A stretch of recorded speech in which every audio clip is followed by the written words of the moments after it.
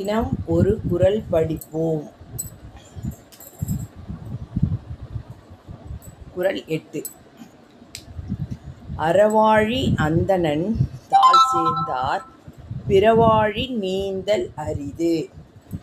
அறவாழி அந்தணன் தாள் சேர்ந்தார் பிறவாழி கல்லால் பிறவாழி நீந்தல் அரிது.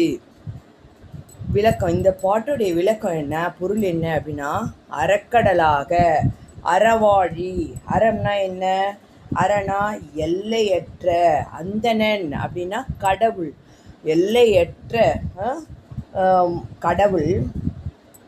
அறவாழி அந்தணன் தாள் சேர்ந்தார், அறக்கடலாக விளங்கும் கடவுளின் திருவடிகளை பொருந்தி நினைக்கின்றவர் அல்லாமல் மற்றவர் பொருளும் இன்பமுமாகிய மற்ற கடல்களை கடக்க முடியாது.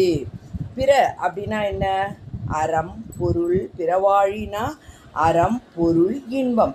இந்த பொருள் இன்பம் நம்ம இந்த ஆசையை விட்டுவிட்டு அறவாழி எல்லையற்ற